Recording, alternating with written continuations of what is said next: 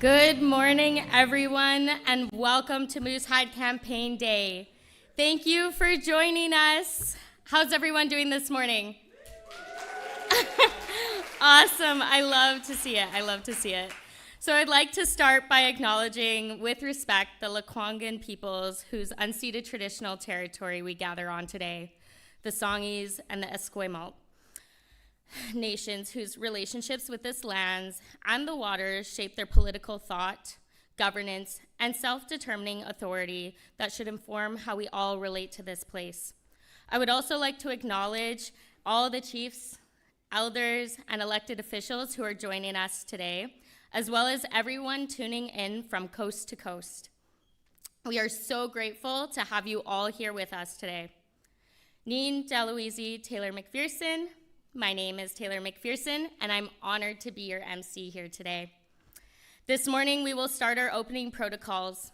I want to invite a dear friend to the Moose Hide campaign, Lekwungen knowledge holder, Yahweh Lupton, Bradley Dick, to the stage and welcome us in a good way. Thank you.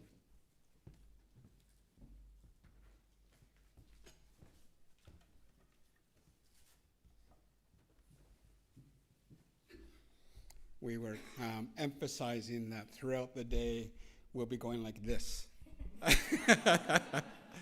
And this.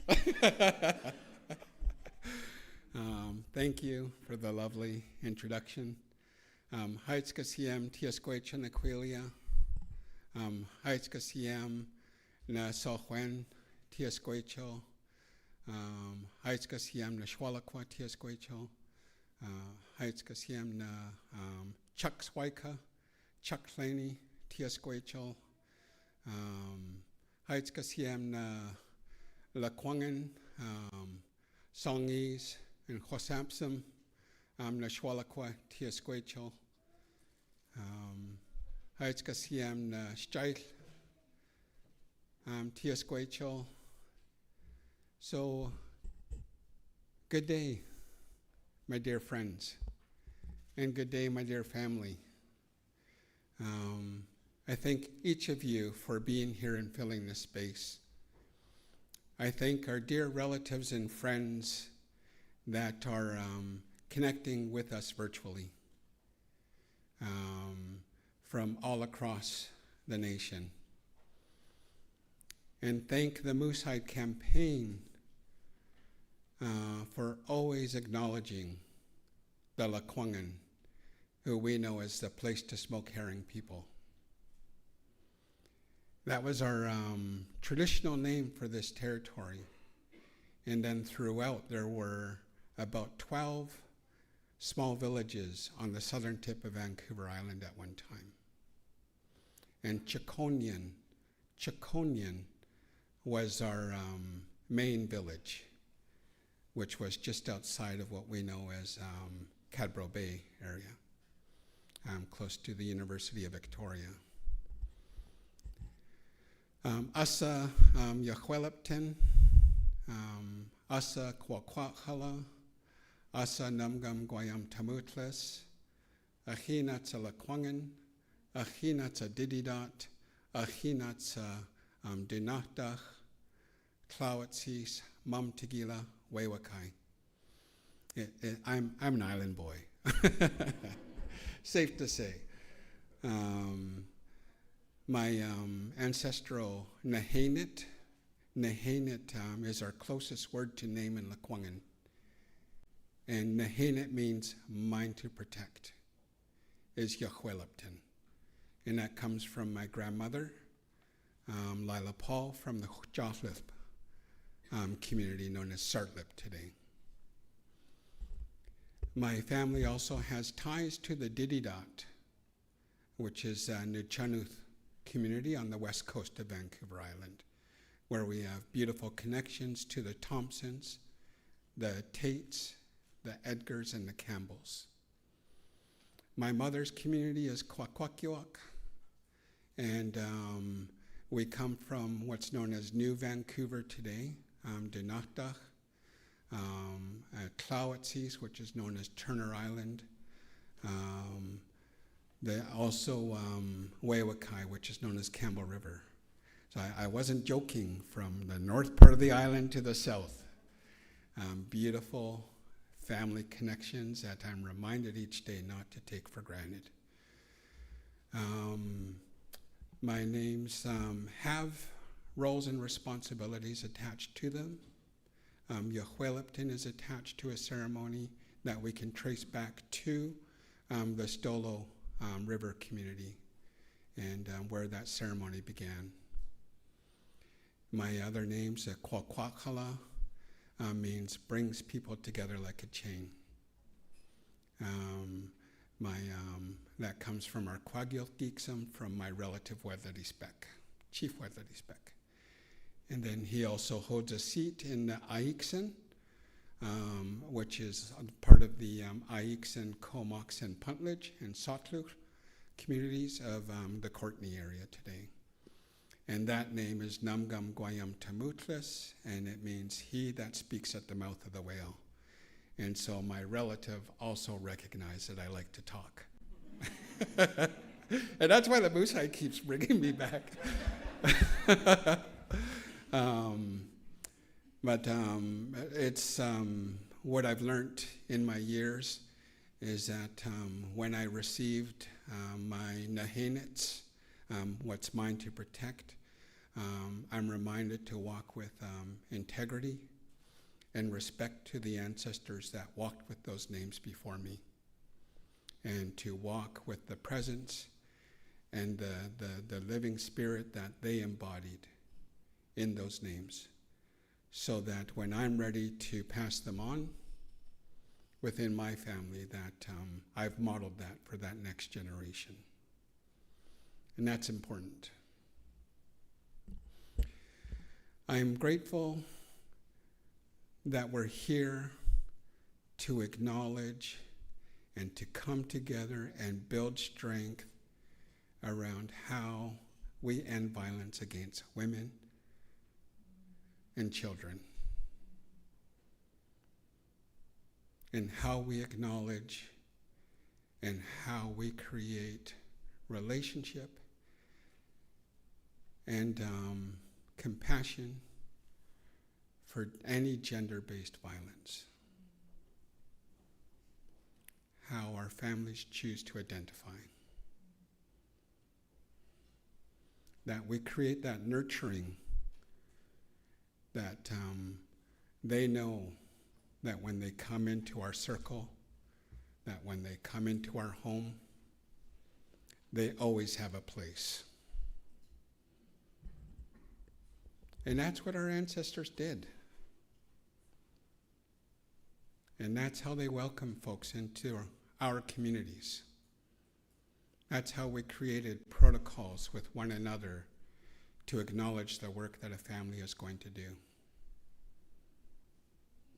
And so I'm always honored to walk with Raven and Paul and the Lacerte family and the Moose Hide tribe. And how we come together, how we bring community together, how we in spirit connect with one another nationally to acknowledge and to uphold each other, to uphold men in their responsibility as warriors. And what I've learned over my years is that a warrior is one that walks with love, compassion, and empathy. And that's what we're here to nurture today. I'd like to start us off with a song to paddle us in to where we stand.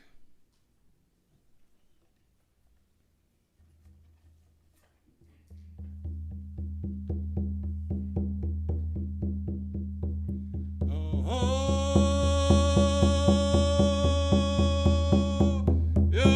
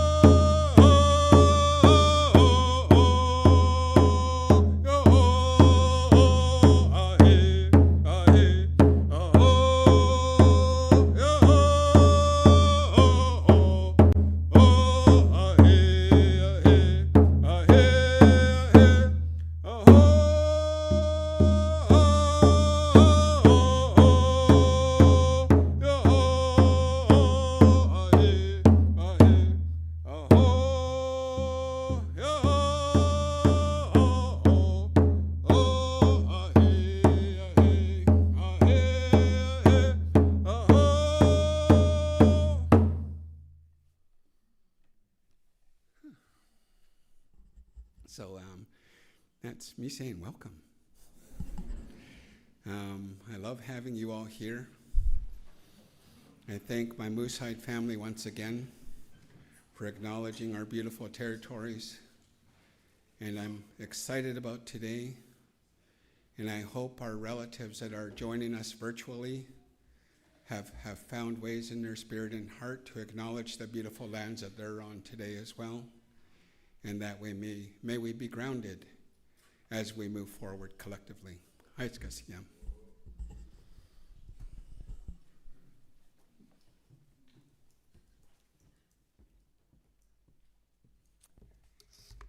Thank you, Yahweh Lipton Bradley, for opening us up in a good way.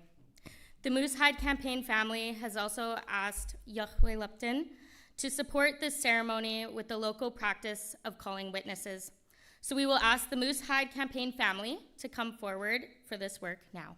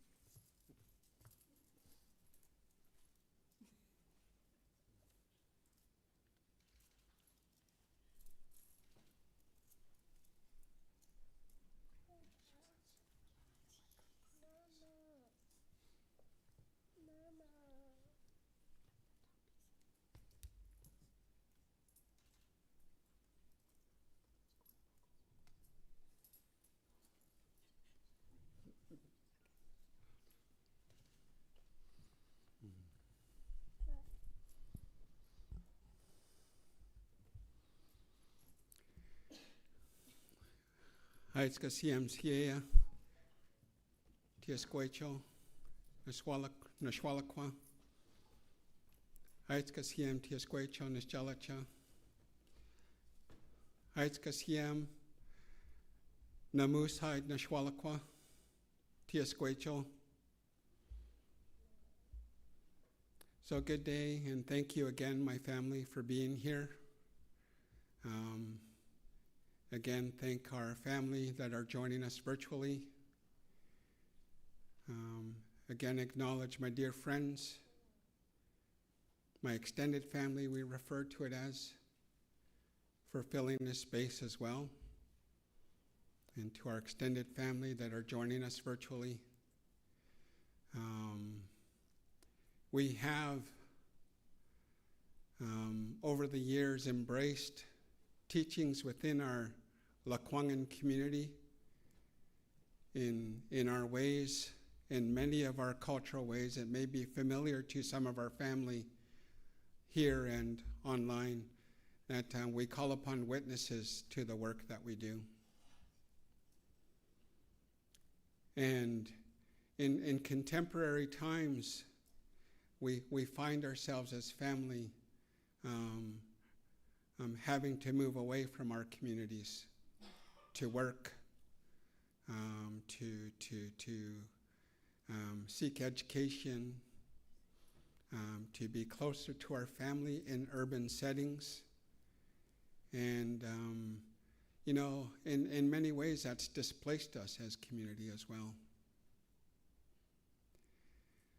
But there's ways for us to bring family and community together. There's ways for us to build relationships within community, as my Moosehide family has done over the years, to acknowledge the protocols within the territories that they call home. and to embrace them as a part of their journey. And it takes great humility to do so, because they can very well do the work as their family has done for thousands of years. Yet in their heart, they wanted to embrace the teachings of these lands and to call upon witnesses for the work. And for those of our family that this may be new to you, the calling of witnesses within our community is done in ceremony. And often the family will hire someone to speak on their behalf to do that work. And we call it hiawak in my family, hiawak. Because the family wants to make sure as they do their work that they're not speaking on their own behalf, but rather they've hired someone to do that speaking for them. Because they didn't want to elevate themselves above any of the guests and family that they've called to be with them. And that's the beauty of that speaker role, is that it gets to embrace the teachings of the family, their kind heart and gestures, what they hope to do today, and bring that to the forefront for folks to witness. Because we're a hybrid culture today,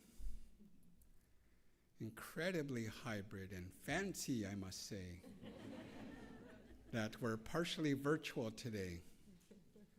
And so I'm sharing this so our relatives across the nation can build an understanding of why we're doing the work that we're doing.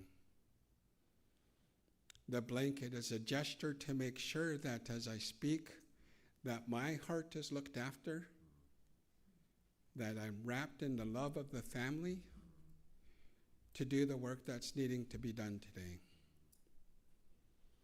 And the bandana is to make sure that as I look after the thoughts within my head, that they go from here to here, to make sure that I'm speaking from the heart, but also reminding myself to make sure I look after myself as well in this journey. And this, well, this is just for bingo later. I'm kidding. I don't even know how to play bingo. It's like, what kind of Indian is he? This is to acknowledge the speaker role. And in our community, this was often done. And I've learned something over the years, and it was so beautiful as a teaching, is that our ancestors had to get innovative in times of calling on witnesses during contact. And it was shared by a relative of mine that the early blankets were 50 cents. And so the early Hudson's Bay blankets were about 50 cents back in the day. And our ancestors, because they were forbidden to do ceremony like we're doing today, actually, thank goodness we can do them today now, and virtually across Canada and wherever else it may land, that they would hide the 50 cents in a piece of bread. And they would go from community or person to person and gift this piece of bread to them. And then in the language, they would let them know that be careful as you're eating because there's 50 cents in there. And so I don't know if any of them ever swallowed the quarters. You never know, and we'll never know. And maybe we don't want to know. But that was the ingenious of our communities and adapting to times when we were prohibited to do such work. And I'm grateful that my ancestors, my family, my aunts, uncles, my parents made sure that I understood and knew this process within our culture. And that's what our family wishes to do today. We'll be calling some witnesses, and in our ways, we just ask you to stand if you're called to be a witness, and then the family will come to you. In that gesture of that handshake to be a witness, we're asking those relatives to witness the work of the family throughout the day during our ceremony as Moosehide. And then those family members will be called forward to share a few words at the end of the day. Because again, the ingenious of our communities is that those witnesses speak on behalf of the work of the family. And the family doesn't speak for themselves until the very end. And that was the beautiful mechanisms we had in place. And if there's anything that comes into dispute around how the family has chosen to do work, they call upon those witnesses to speak on their behalf. So our ancestors knew exactly what in contemporary society calls it quality assurance.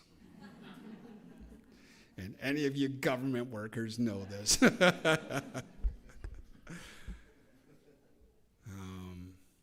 So I'm privileged and honored and humbled to speak on the family's behalf. I've grown much since being in relationship with this family.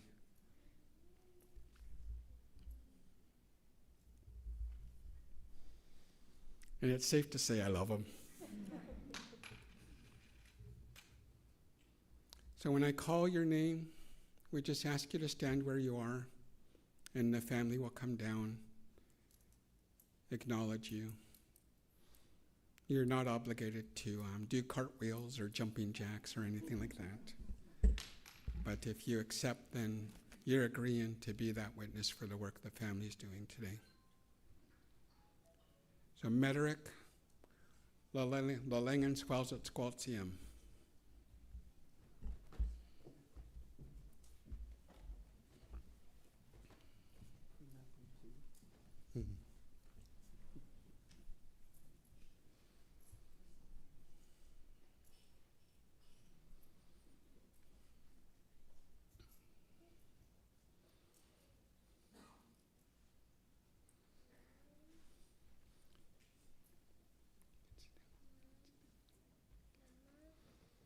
Dr. Rai Moran, Lalengan Squalzat Squaltium.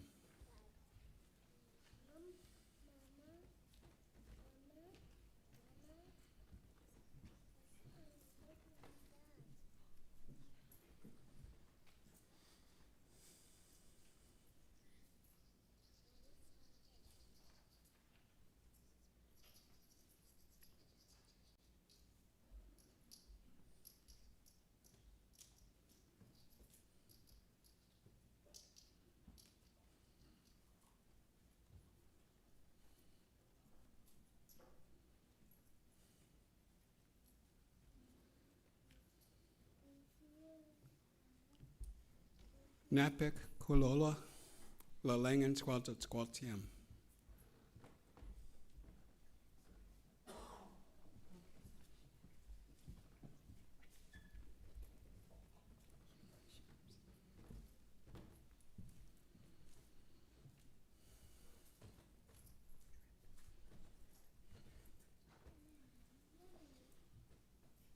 Carolyn Sampson, Lalengan Squalzat Squaltium.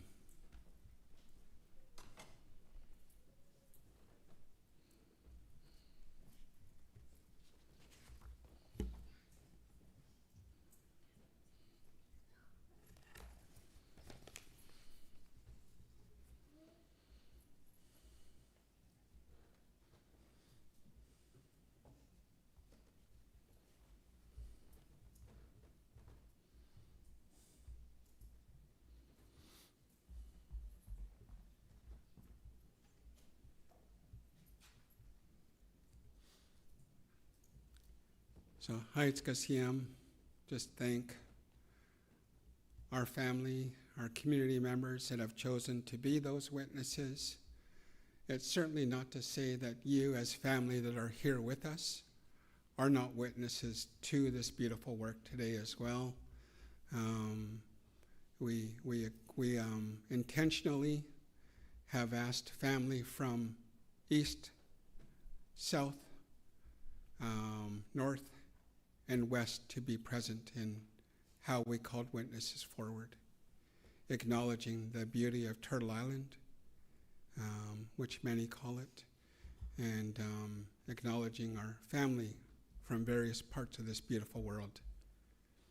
And so on behalf of the family, just thank each of you for allowing us to do this work.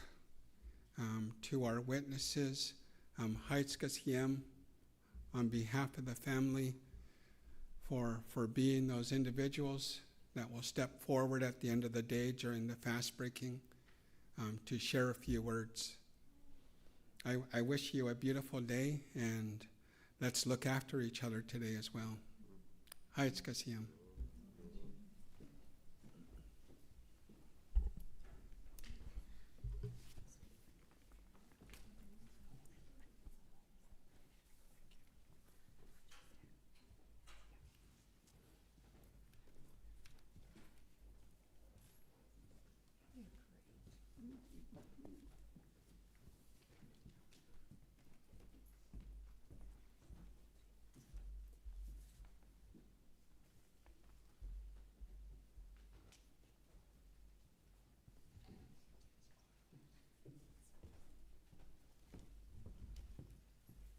And he already adjusted the mic for me, so how perfect. Thank you, Yahweh Lepton, for your welcome and leading us through this important ceremony to start our day in such a good way. As Yahweh Lepton mentioned, we will be hearing from the witnesses during our fast-breaking ceremony this evening, taking place at 4 p.m. Pacific time. We hope that you're able to tune in for this important part of the day. We would also like to thank Elder Judy Clark, Singing Thunderbird Woman and White Eagle Woman, and our relatives on the East Coast for the Daybreak ceremony, which is also on the Moose Hide Campaign Day website. We also acknowledge with gratitude Elder Peter DeConti, who is tending to our sacred fire throughout the day on the unceded, unsurrendered territory of the Anishinaabe Algonquin Nation, specifically in Kitigan, Zibi, Anishinaabe territory. We also acknowledge the hundreds of thousands of youth joining the K-12 live streams today. You can find the links to all of the resources, including the live stream links to the Youth Lodge on our events website. Check out the phenomenal resources created especially for the young ones. So, as you may all know, this is the 14th annual Moose Hide Campaign Day. Yeah, let's give them a round of applause for that. That's amazing. So, of course, we thank the many elders and supporters who have helped ensure that we do this work in a good way. There are many Moose Hide campaign events happening across the country today, and we're so grateful to all of the community champions who have organized these events and supported the work of the campaign with your time and energy. Although we aren't all together here today in person, we're all connected in the shared spirit and of action as we go throughout the day. Hundreds of thousands of Canadians are taking part in Moose Hide Campaign Day events today. So we acknowledge that many of you are fasting today. We are deeply grateful to you for this personal sacrifice. Today can be a challenging day, so please show compassion for one another, but also feel pride in yourself and your family for walking alongside us in this important work. For those of you joining us virtually, please note that we have worked to create a safe and supportive environment for today. Should you need additional support for resources, we encourage you to visit the Wellness Center support on our event website, which has resources and health supports, as well as videos for those fasting, elders' teachings, and lots of other helpful information. The event website can be found at events.moosehidecampaign.ca. And one last piece of housekeeping, we want to let everyone know that the workshops will be starting at 10:15 a.m. instead of 10 a.m., as previously noted. And so before we meet our first speakers, I would like to take the moment to introduce myself to you. So, Neen Deloise Taylor McPherson. As mentioned, my name is Taylor McPherson. I'm a proud Mi'kmaq woman and a member of the Mi'kmaq First Nations in Conn River, Newfoundland. I'm a visitor here from Amiskwichiwaskahigan, which is in Treaty 6 territory, also known as Edmonton. The gifted name I hold is Wapagaheo Esqueo, translating into White Eagle Woman. I'm a proud advocate for Indigenous youth and women in sports. Wilaliak, thank you all for having me here with you all today. Now, for our first speakers, it is my honor to welcome Raven Lacerte and her dad, Paul Lacerte, co-founders of the Moose Hide Campaign. Welcome, Raven and Paul.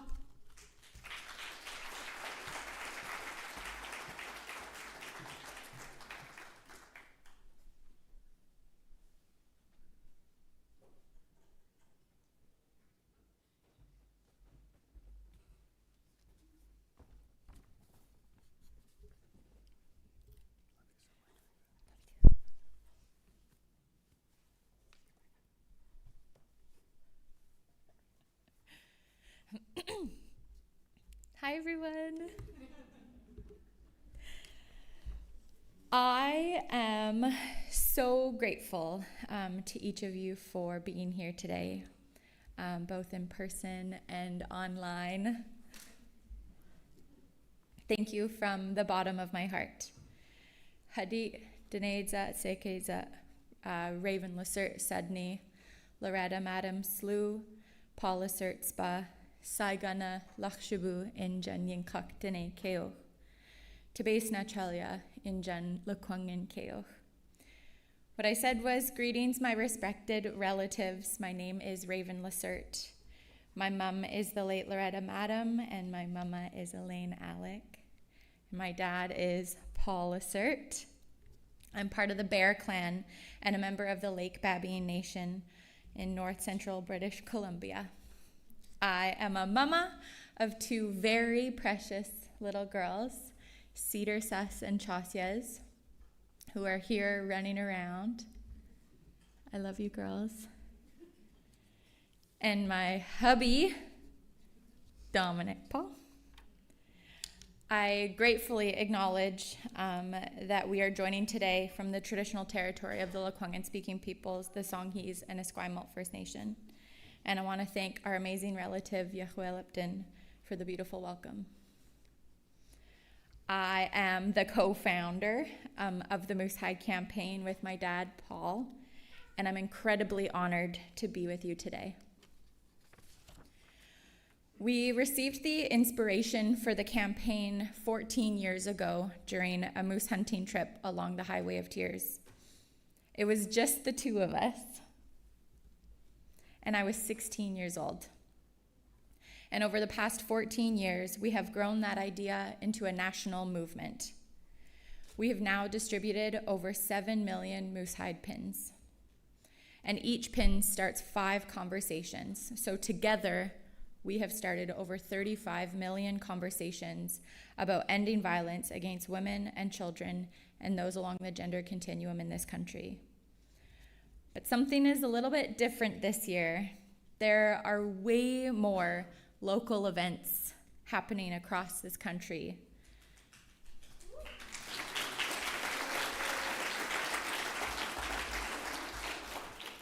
We have over 300,000 people registered to participate in our ceremony today. There are marches, ceremonies, and sacred fires all over Canada. More and more community champions and organizational leaders are coming forward and stepping up. Hundreds of schools, companies, governments, organizational leaders, organizations and are mobilizing and people are healing. So to each of you champions that are stepping up to provide leadership in your organization or in your community, in your school or in your family, I want to say Masi Cho, thank you.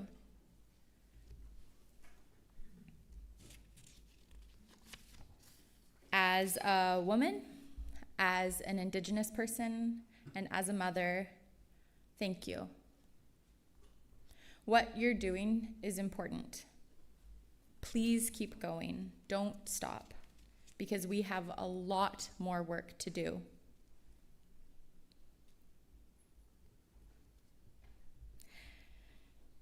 Gender-based violence and intimate partner violence is an epidemic in this country. The rates of violence are increasing. So we have no choice but to come together as a country and take a stand and know that change is possible. Better is always possible. I learned that from the late Murray Sinclair, who showed us through the Truth and Reconciliation Commission that a whole country can change. But it takes courage and determination. So I just want to raise my hands to each of you and say thank you. Thank you for taking this courageous step, and thank you for your sacrifice. Fasting is a warrior practice. In this room and across the country, there are thousands of people who are fasting today to show the depth of their commitment to end violence against women and children as their simple but powerful way to help bring about that change. So I would humbly ask that those who are fasting today in this room and online to please stand up.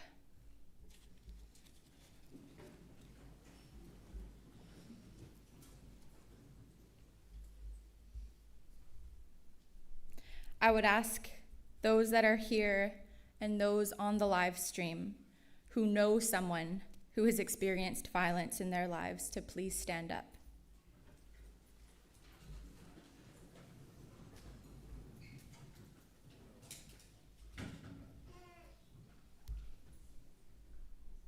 I would ask that those here or on the live stream who believe that enough is enough and who believe that violence must stop to please stand up.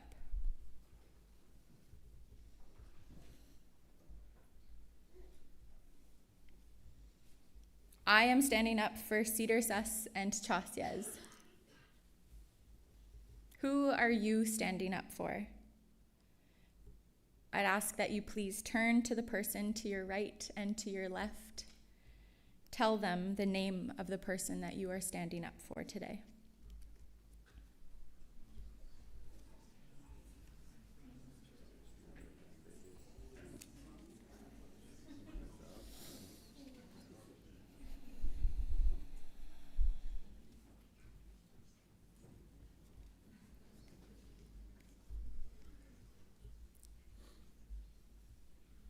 Thank you.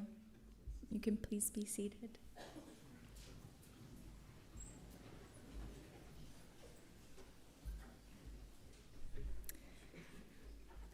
For all of you who are watching, I'm so grateful to you for your courage. Our vision is for 1 million Canadians to fast together on the same day, and I want to invite you to be part of that vision. 1 million of us standing to end violence against women and children. That is nation building. So let's get to work. I want to end by saying a thank you to our speakers today. Thank you to our keynotes, Elaine, Alec, and Michael Kaufman, who are both incredible role models and who embody the courage and determination it takes to make real change in this space. I want to thank our sponsors, especially our lead corporate sponsors, TELUS, Scotiabank, and BMO, who have demonstrated what true partnership looks like. They are so much more than sponsors. They are champions of change. And finally, I would like to share love and gratitude to my dad.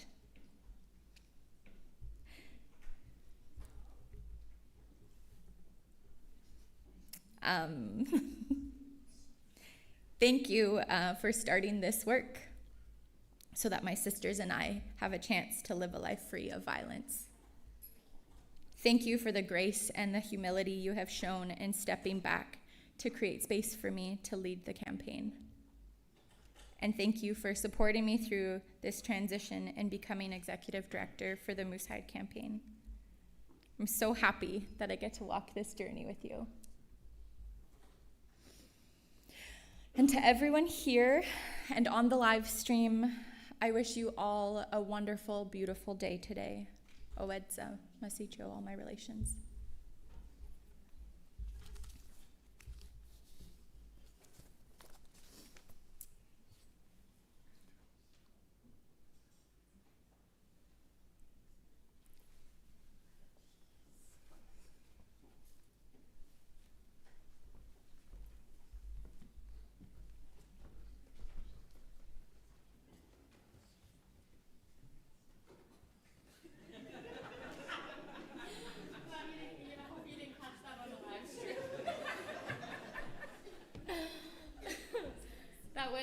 To me. I'll walk up with the sign on my back in case you didn't know who I was. Thank you so much, Raven and Paul, for those powerful words. We're so grateful for your words, your gifts, and your spirit in this Moose Hide Campaign Day. It is now my pleasure to welcome our first keynote speaker, Elaine Alec. Elaine Alec is a proud member of the Syilx, Okanagan, and Shuswap nations, born in Syilx territory and gifted the name Tiknit, standing by water. Her mission is rooted in advancing reconciliation, fostering belonging, and cultivating spaces of emotional safety for all humans. As the founder of Naxmeet Storytellers, Inc., and the creator of Cultivating Safe Spaces framework, Elaine has dedicated her life to dismantling systems of oppression and inspiring individuals to think differently, dream big, and lead bold. Welcome, Elaine.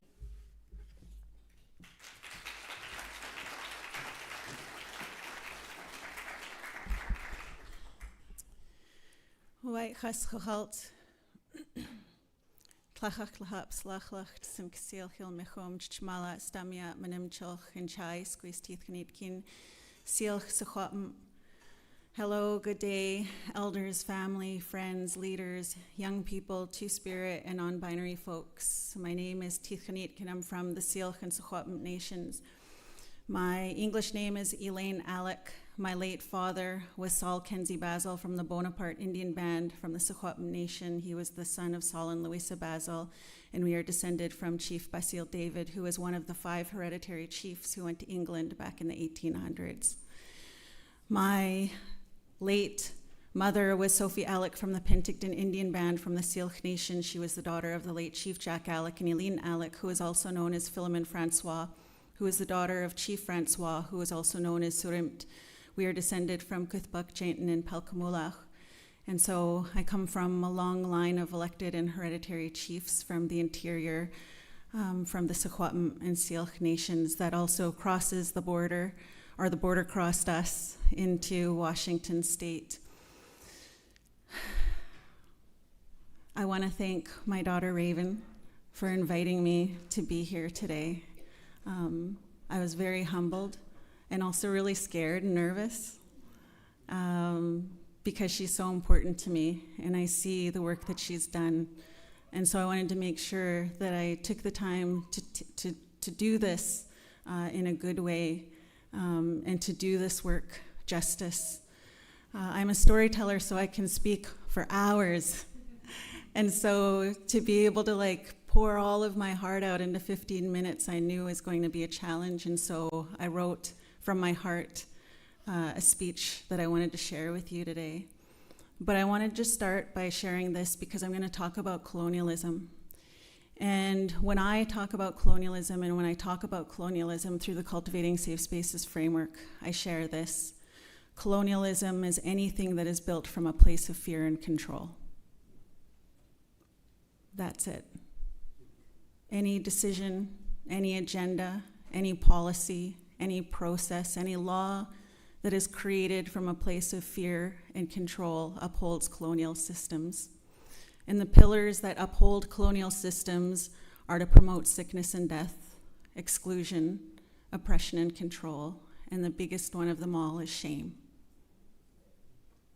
every time we use shame as a tool to teach or as a tool to get our way or to convince you to think like me and agree with me, we uphold colonialism.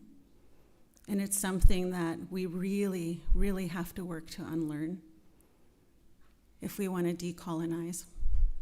And so if colonialism is anything that upholds fear and control, then decolonizing means building things from love, trust, and faith. 3 weeks ago, I got these.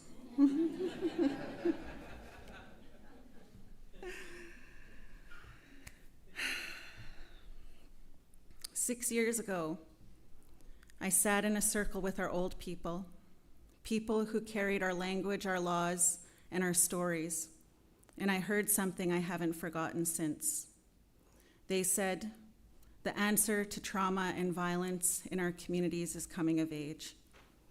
At the time, I didn't fully understand what that meant, but now I do. Not because I studied it, because I lived it, because I've lost people, because I've grieved and raged and healed through it, because I've sat in circles with families of the missing and murdered, and I've carried stories no one else wanted to hold.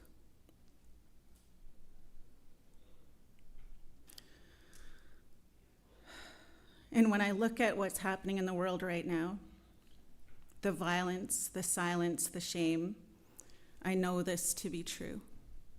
The answer is coming of age.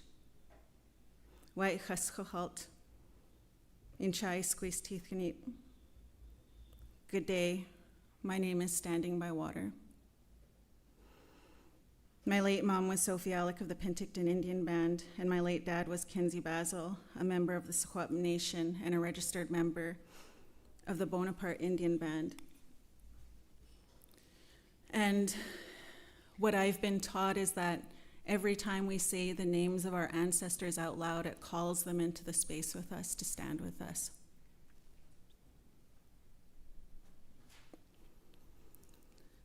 And so today, when I call my dad into the space, I hope he's proud of me, despite the hard things I'm going to share. Because it is my hope that if my dad were still here and had the opportunity to heal, that he would have been able to say these words out loud. So I want to talk about my dad for a minute, and this is a tough one because my dad was a warrior. He was called our people's war chief. He protected women, children, ceremony with his body on the front lines, and I know he would have given his life for the cause. And my dad was an alcoholic. He was a residential school survivor. He went to jail because he hurt women, including my mom.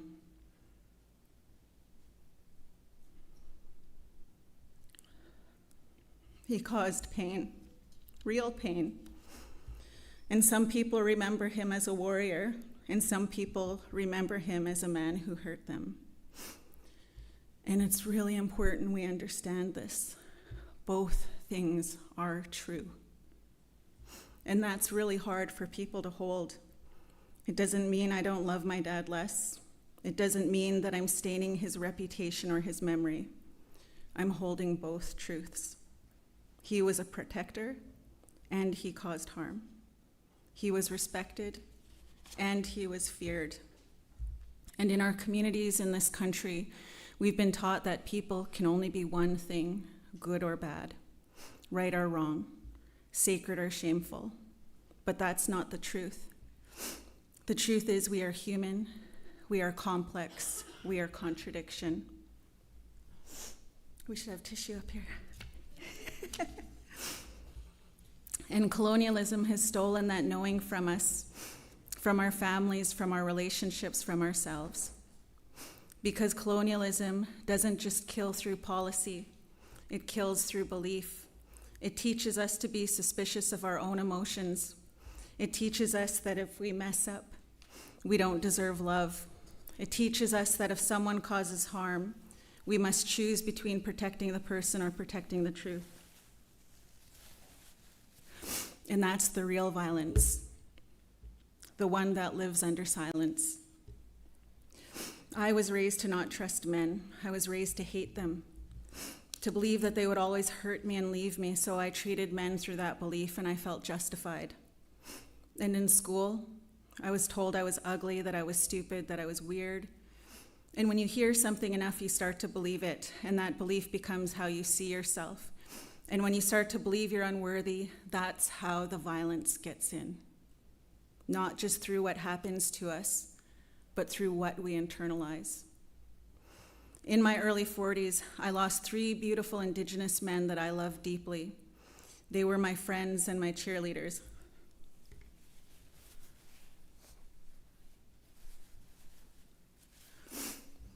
Kenny Phillip, Davis George, and David Dennis Jr.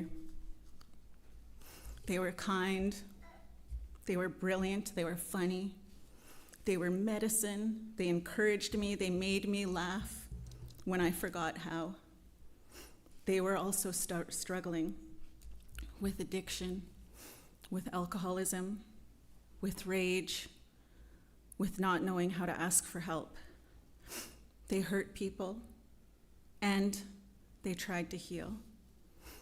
They didn't always get it right, but they tried.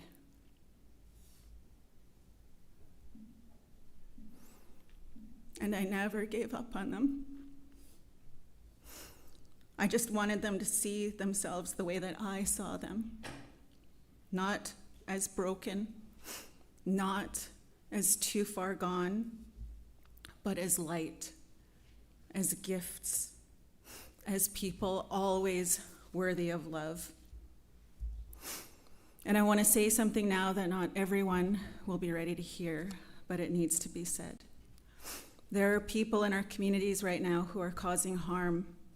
Some are lying, some are manipulating, some are abusing.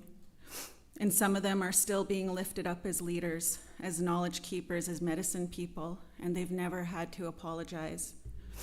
Maybe because the shame is too heavy. Maybe because their families protect them. Maybe because we don't want to believe someone we love could also be someone who causes pain. We say, oh, it was the trauma, it was the alcohol. They're not like that anymore.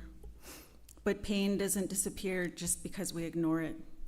It festers, and it isolates, and it keeps us from healing. We need to stop mistaking silence for safety. We need to stop calling avoidance peace. That's not peace. That is suppression. And what we suppress becomes what we pass down. So let me ask you, if someone caused harm and they still hold power, how do they behave now? Do they carry humility? Do they listen? Do they take responsibility? Do they believe healing must also include repair? Because healing is not just ceremony and smudge and hashtags. Healing is hearing someone say, "You hurt me," and not turning away. And if you're still leading, but you're not willing to look back and make it right, you're not leading, you're hiding. I've been hurt too. As a child, as a young woman. And when my boundaries were crossed, I waited for someone, anyone, to step in and say something. I wanted so badly for someone else to do the work for me, to hold that person accountable for me. But no one came to save me in the way that I thought I needed to be saved. And so I was angry. I was so angry, and I wanted justice. I wanted consequences. I wanted someone to do it for me, but nobody came.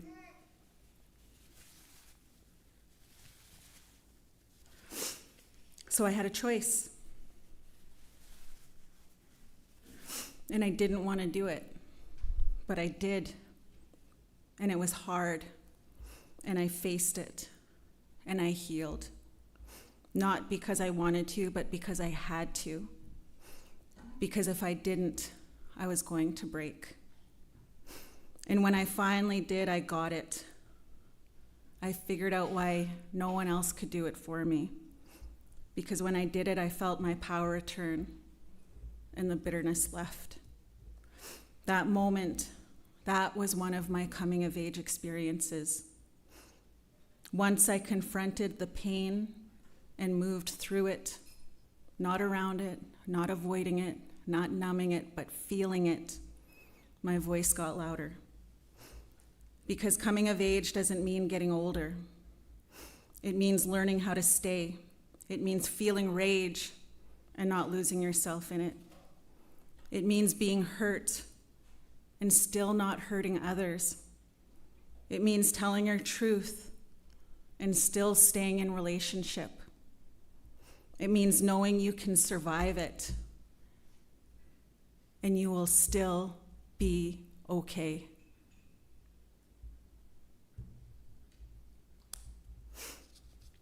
Most of us never had anyone to teach us how to walk through the pain. We were taught to numb it, to avoid it, to run. But when we stay, when we let ourselves move through the pain, we grow, we strengthen, we remember who we are. Trauma is a sacred time. Trauma is a sacred time. It's a signal to slow down, to return to the water, to re-enter ceremony, to feel instead of freeze, and to remember that we have the tools to keep us present and that we've always had them. Sweat, fasting, prayer, breath, song, presence. These aren't just old ways. They are right now ways. They are how we come back to ourselves. So today, I want to say this and I want you to hear it. To our women, you are deserving of love and affection. You are worthy of good things.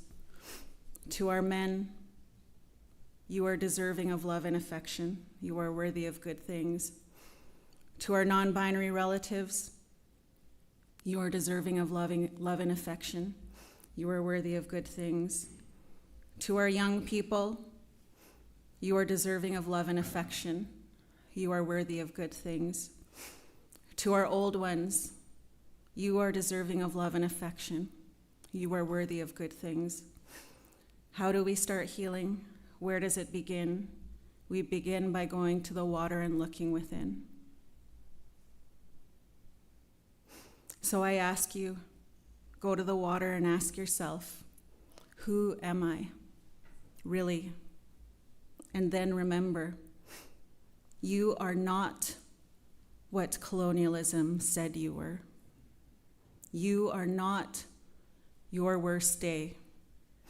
You are not the pain passed down to you. You are your own becoming. You are your people's prayer. You are the future unfolding. And when we come of age, when we truly come of age, we don't just stop the violence, we become the generation that heals. And the next generation, they'll remember us not just for what we said, but how we stayed. Wai limlimt yayati simksilch.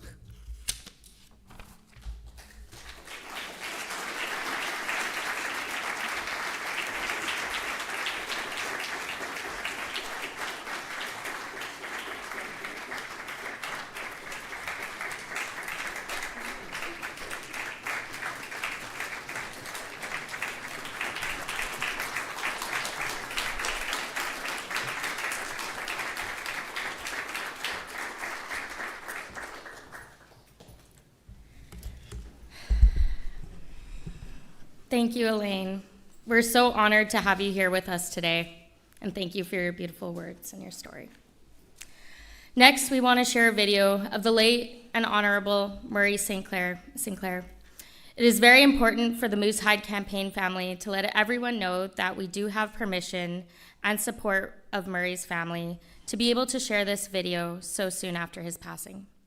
So please watch as we honor the extraordinary legacy of his unwavering commitment to truth and reconciliation, his desire to end violence towards women and children, and the lasting impact of his work across this country.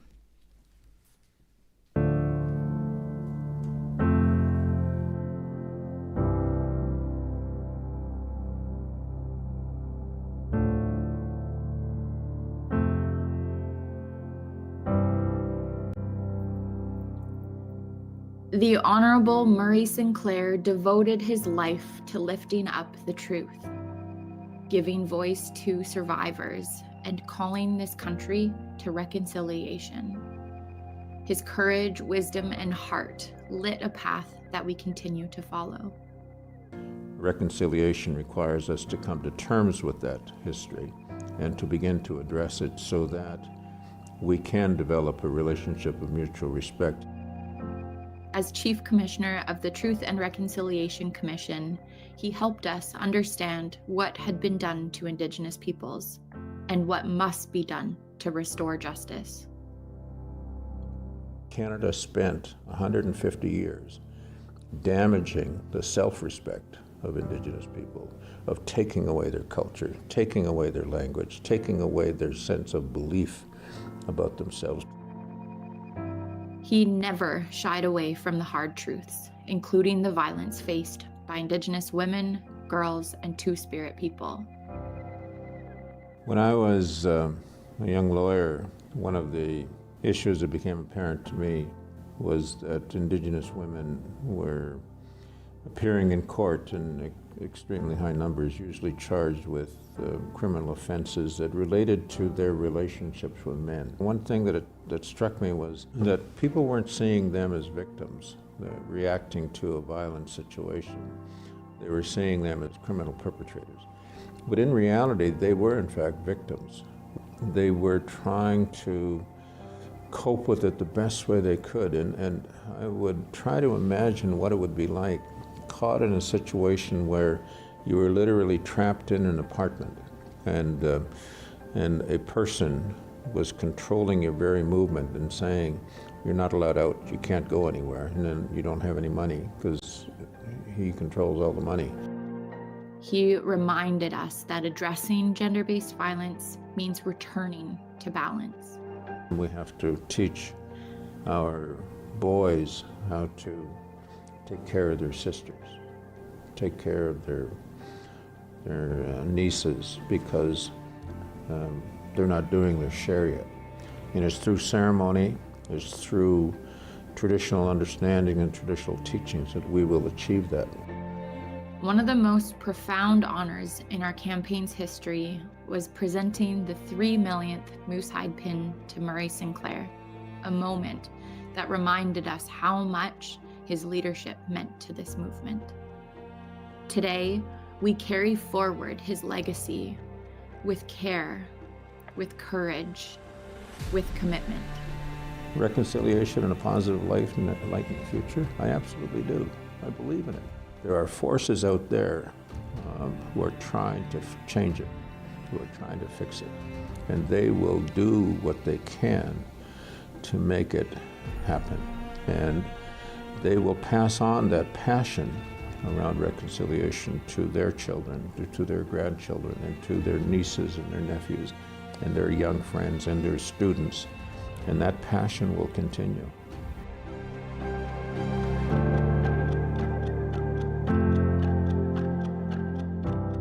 May his voice echo in every step we take toward justice.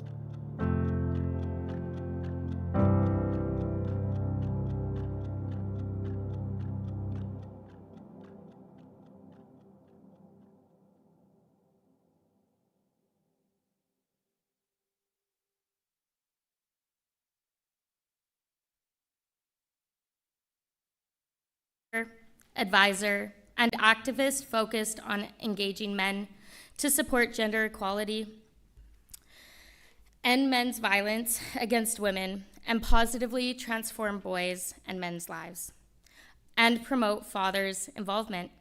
He co-founded the White Ribbon Campaign, which became the world's largest effort of men working to end violence against women. Welcome, Dr. Michael.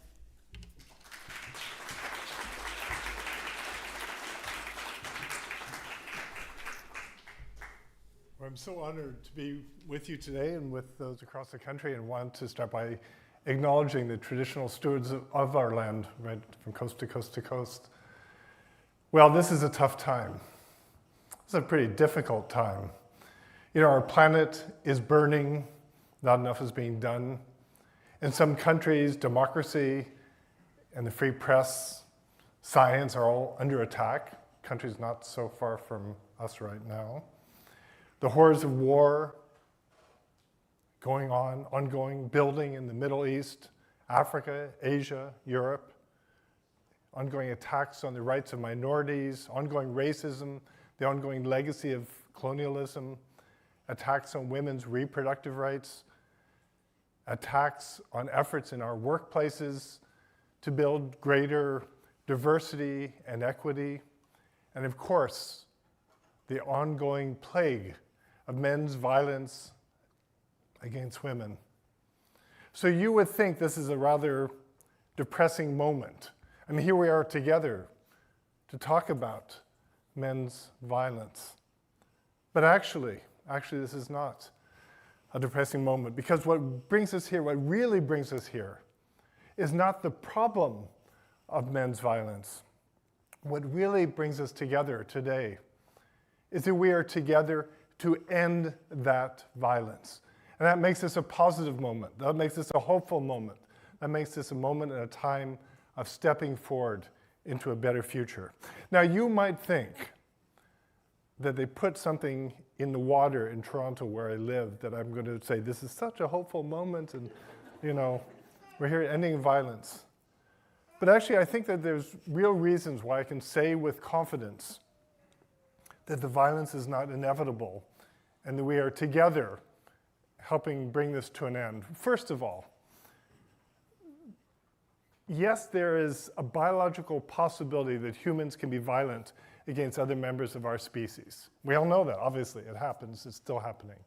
But it's not inevitable. A number of years ago, some clever anthropologists looked at records of research of different tribal societies, you know, a lot from the 1800s. Some of this was really crappy research, but one of the things they discovered when they looked at hundreds of tribal societies, that in approximately half of them, there were various forms of violence. Violence against women, violence against children, violence among men. But in the other half, there was little or no violence. And what that tells us, of course, that it is a human possibility, but it's not inevitable. And then they said, so what distinguishes the societies with the violence from those with little or no violence? And what they found was that in each and every case, the societies with the violence were societies of inequality based on the power of men over women, what we call patriarchal societies. Whereas the societies with little or no violence were those societies built on a high degree of equality between people. And that gives us the first clue, not only about the nature of men's violence, that's based on inequalities, it's based on power, it's based on privilege, but also gives us a big clue that the fight for social justice, the fight for all forms of equality, the fight against the remnants of colonization is a fight that is part and parcel of bringing to an end gender-based violence.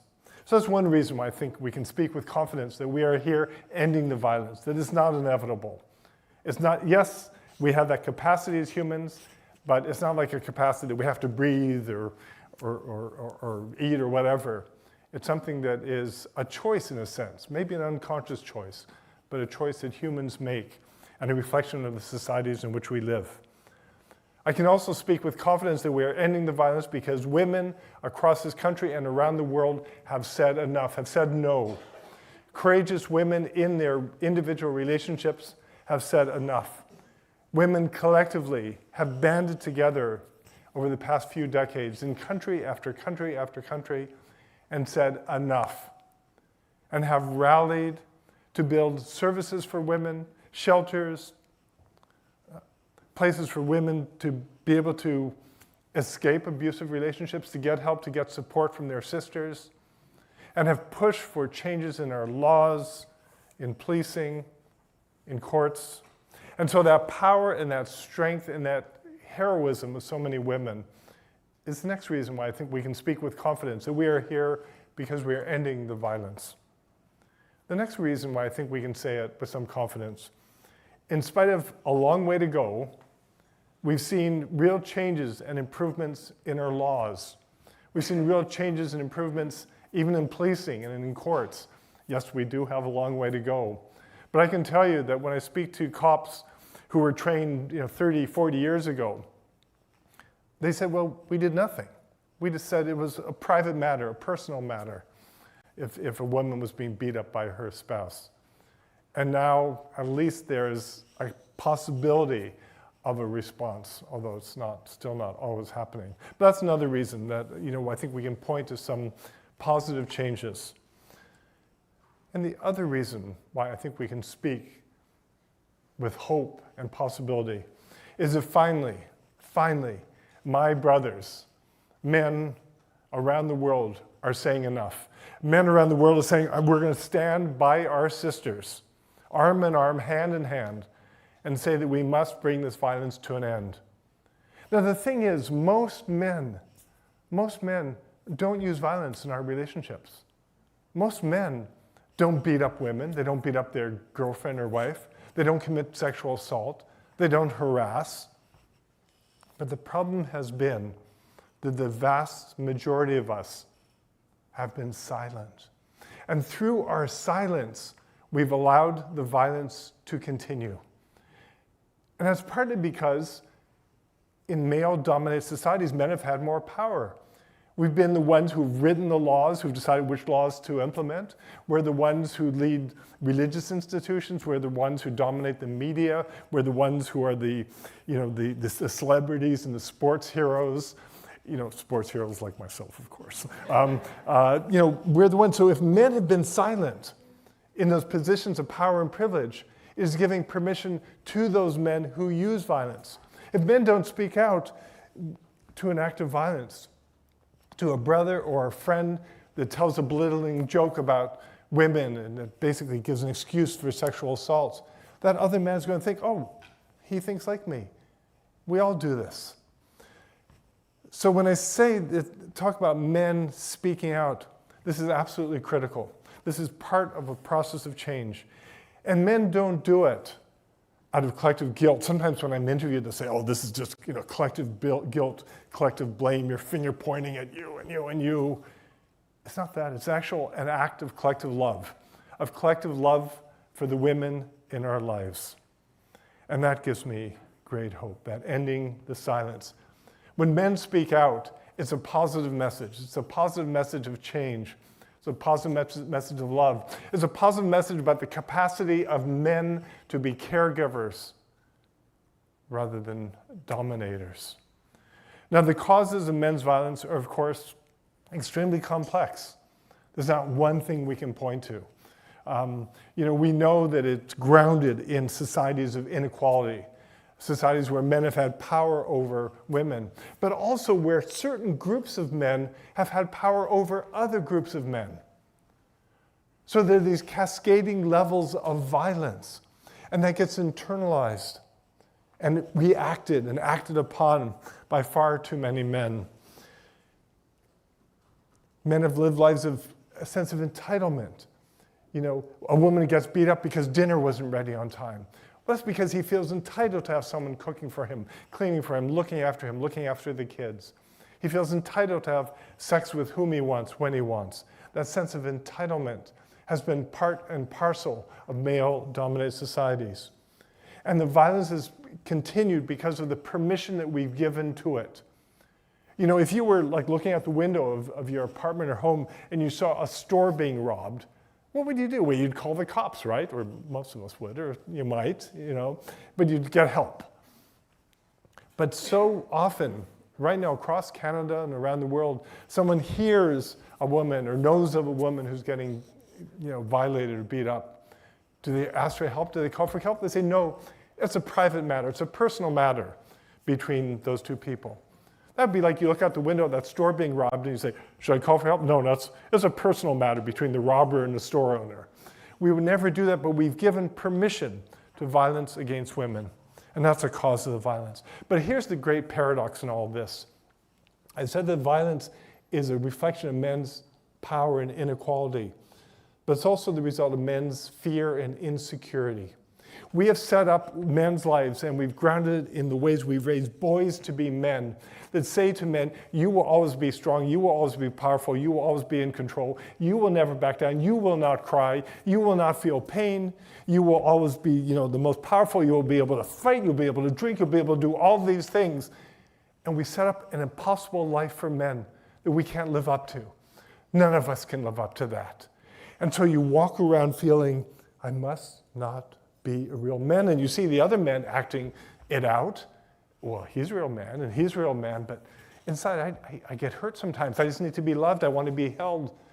And the more the men feel that, the more we feel, I must not be a real man. So how can I prove to myself, to my brothers, to my sisters, to the world that I'm a real man? Well, sadly, we've been given this tool of using violence. That's what we say. That's what I like to say, not just that he's a violent man, but he uses violence because he's choosing who to use it against. And so it's not only an act of domination, but it's an enactment of pain. And that's why we see this confluence and the impact of things like racism, class oppression, and the continuation of violence, the acting out of pain. We turn men into pressure cookers. Sorry for younger people, that's a pre-microwave device. But anyway, you say, you can't cry, you can't shake when you're scared. You just hold it in because you're a real man. But all the pain and hurt and joys and everything of life just builds up. And for some men, they just explode. Anyway, it's a very complex thing. But what this means, this complexity means we need different responses to the violence. We need the personal responses. We need the personal commitment, as we are doing today with the Moose Hide campaign. Saying, I am making a personal commitment to speak out. I'm taking a personal commitment for action. We also have to, within our institutions, take action. We need to support women's shelters, women's centers. We need more money for those programs. We need better laws. We need better training of police and judges to implement those laws. We need all that and more. We've got to rethink how we raise boys to be men. How we raise boys to be men. We've got to teach our sons the same skills we teach our daughters and vice versa, because we want our children to be independent. We want our boys to be loving and caring and not struggle with, am I manly enough? There's a lot that needs to be done. Now, we could talk for hours about all the different levels of things that need to be done, but I only have like 2 hours to talk. We were told not to talk for too long. You might think it is impossibly hard to engage men to change. We've had patriarchal societies around the world for about 8 or 10,000 years. That's actually not that long. I mean, we've had peoples living in Canada for 15 or 20,000 years. Humans go back, 250,000 years. But we've had this thing, patriarchy, over the past 8 or 10,000 years, but it's deeply embedded. It's embedded in our cultures, in our personalities, in our laws, in our institutions, how we sit in a room, it goes on and on. So you would think it'd be hard to change, particularly because we've said to half the population, roughly, that you're better than the other half. You're closer to God than the other half. You deserve to make more money than the other half. You deserve to have someone cook for you, rather than, on and on. So you would think it would be hard to reach that half of humanity that we've given more power and privilege and prestige to. You would think it was hard. Let me tell you a story about change. A story told to me a number of years ago by a man from Pakistan, from what he described as the remote Swat region of Pakistan. When he told me the story, I had never heard of this, but some of you may have read, you know about Malala, that's where she was from. But he described this as a remote, very conservative part of Pakistan. So this guy goes off to law school. And while he's at law school, there's a coup d'etat. These generals come to power. And one of the things that the generals did to curry favor with the conservative types in their country was they enacted something called the Hudud Ordinances. And one of these laws said that if a woman was raped, to prove it, she had to come forward, she had to have, four male witnesses who would testify on her behalf. Guess how often that happened? Well, never, right? I mean, they never could get witnesses, and then that woman would then be charged with adultery. And then she could be either thrown into prison or executed. So this guy who's gone off to law school in the capital comes back to his hometown, sees this happening, and he says, this is not what I've been learning about at law school. This is not Pakistani law. And he's also a Muslim fellow, and he says, this is not what my religion has taught me. So he says, I'm going to defend these women. I'm going to defend these women against charges of adultery. So he starts defending them, and he wins. Well, the response of the powers that be was they threw him into prison. Now, some of you have been in a prison, either visiting, working, in prison. And even in a wealthy country like Canada, what total hellholes a prison are. Can you imagine in this remote part of this underdeveloped country what this prison was like? And then can you imagine what happened to him when the other prisoners found out why he was in prison? Imagine for a second what they did. And whatever you just imagined, you're probably wrong. Because when they found out he was in prison for defending the women in their community, they all went on a hunger strike. They all went on a hunger strike and said, we are not going to eat until you release our brother from prison. And they won. Under a military dictatorship. Yeah. Under a military dictatorship, in a country which at the time had almost no women's movement, which did not have laws on their side, they were able to mobilize a group of men to say enough, to say we're going to stand by our sisters. If that can happen there, think what we can do in our communities. Think what we can do in our communities inspired by the strength and courage and heroism of so many women. Imagine what we can do. And that's what this is about. That's what Moose Height is about, and efforts around the world to mobilize and the voices of men to join those of women to stand side by side. And this is a part of the gender equality revolution. This is a moment that our great-great-great-grandchildren will be reading about in their history books. So we say to everyone in our community, but particularly I say to my brothers, to join our sisters, arm in arm, hand in hand, to speak with one voice, both against the violence, but a world that is going to be better for women, but also a world that's going to be better for men, but most important of all, a world that's going to be far, far, far better for our children and our grandchildren. Thank you very much. Thank you.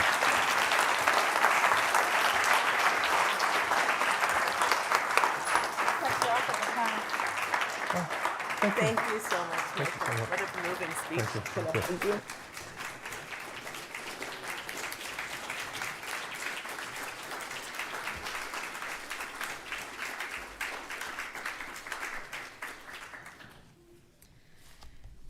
Wow.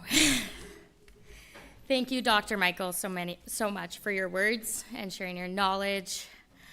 So as we head into this wellness break, we have a few important notes for you all. If you're looking for something to do on your wellness break, we would love to see photos of how you're taking part today and every day to end violence against women, children, and all those along the gender continuum.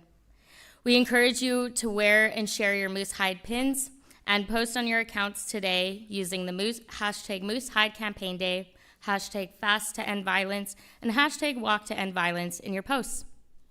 Once again, the virtual workshops will begin at 10:15 Pacific time. If you haven't registered for a workshop yet, you still have a few minutes to register via the workshop section of the event website. For those of you joining in the in-person Walk to End Violence here in Victoria, the cultural support workers will be offering a smudge and brushing from 11 a.m. till 2 p.m. today. We also encourage you to come back and join us at 4 p.m. Pacific time for our fast-breaking ceremony and an opportunity to hear from our witnesses. Last, we depend on your feedback to continue to create meaningful experiences for participants across Canada on Moosehide Campaign Day. Please take a few minutes to complete the feedback survey linked through the QR code on your screen now, right behind me. And you can choose to be entered into a draw for a chance to win one of 250 cash gift cards. And thank you again for joining us all today. We're grateful for your commitment to ending violence and building reconciliation through your participation today. We'll see you in a bit.